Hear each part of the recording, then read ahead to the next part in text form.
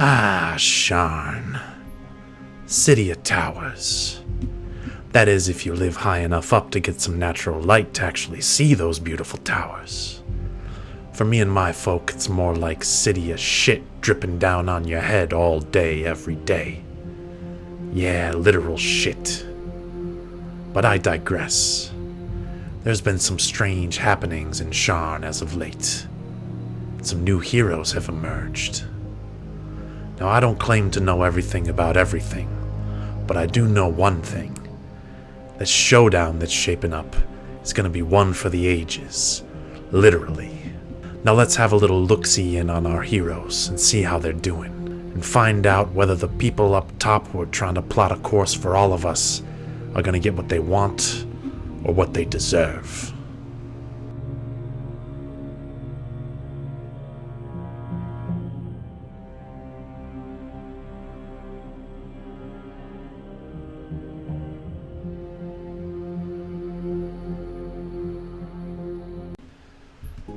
After many trials and tribulations, the C Unit prepares to enter a portal from Morgrave University to Rizia, the Plane of Ice, to retrieve another planar shard in hopes of stopping Quintano, the evil time sorcerer.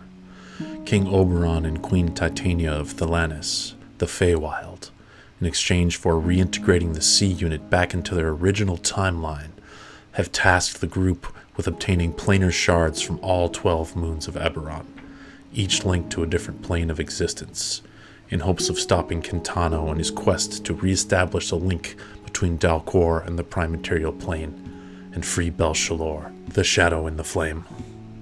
While Lucius, Buster, Ashana, Victor, and Alvin are shopping for cold weather clothing in the Upper Memphis district, hundreds of rockets launch above the city and explode in massive green clouds that slowly descend upon them, seemingly covering the entire city in a pale green mist.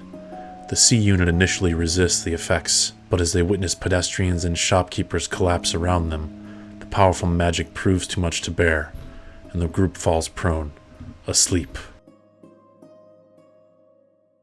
They awaken in a geometrically impossible room with no walls, looking out upon an endless vista of vacant black, punctuated by shimmering stars of blue and white. Incomprehensible runes cover the floor, and aside from a desk and a bed, the predominant feature is an orrery depicting the 12 moons of Eberron. Investigation of the orrery yields no sane explanation for where they are or how they got there. Little do they know that they have been drawn into Quintano's plot.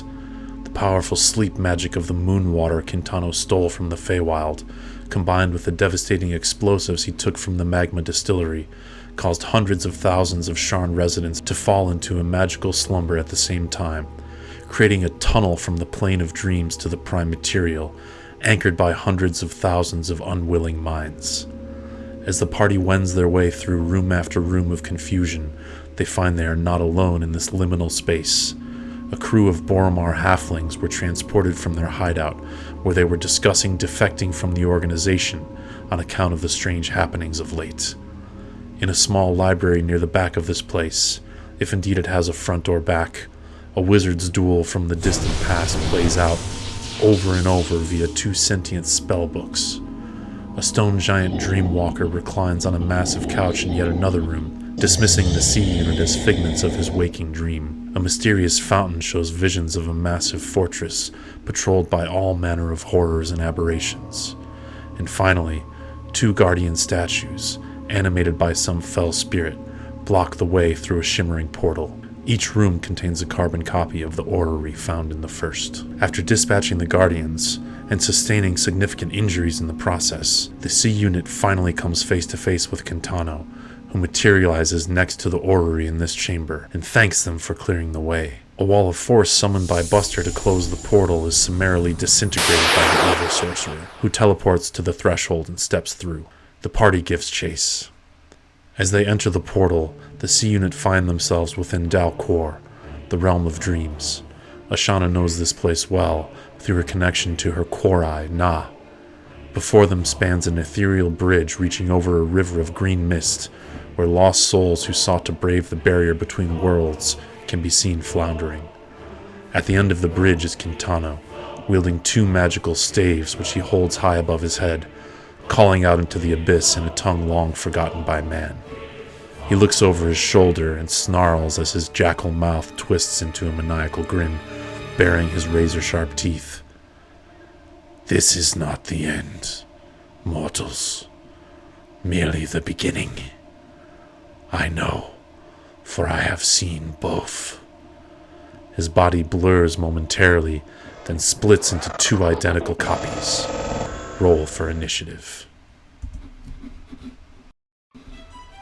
A brutal battle commences, Quintano blasting the party from both of his duplicates with powerful spells as a C unit unloads everything they have on the time sorcerers. Suddenly, a Quori comes flying out of the abyss and into the fray. Ashana sees and feels that this is not her Quori, Na. Indeed, it is No, the dream avatar of Quintano. Before the evil Quori, who exudes a vile purple aura, can reach its master, Na, radiating the same golden starlight as Ashana, comes barreling forward and slams into No. The two Quori battle for a moment, until Quintano turns his ire to the denizen of the dream world who seeks to interfere with his plans. He blasts Na with chain lightning, nearly destroying the wispy body of the creature, who is made of pure strands of thought from the material plane. Ashana heightens her focus, and the constellation on her body transforms into a healing chalice as she speaks a soothing word to her lifelong companion, mending his wounds together. Quintano, his duplicate, and his Quori change tactics and fly for the portal. If he can free his Quori from the plane of dreams, there is no telling what power he might bring to bear on the multiverse.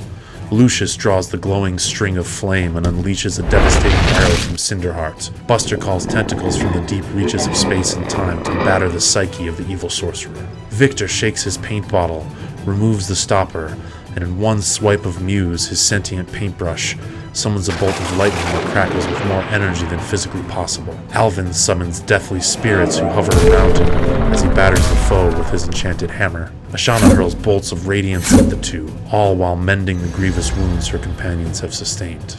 But Quintano and his retinue somehow reach the portal. As they are about to step through, he looks to his duplicate and nods, and both of them begin creating runes in a counterclockwise motion in the air before them. Time slows, then halts, then reverses. All of the heroic actions of the C unit are undone. Their wounds reopen, their spells and weapons rewind in time, and their effects vanish. Na, Ashana's Quori, is once more nearly torn apart from the previous attacks. Merely the beginning, both Quintanos mutter in unison, as they raise their staves and blast the party with chain lightning once more. With Ashana's healing reversed, Na is unable to sustain this last devastating blow.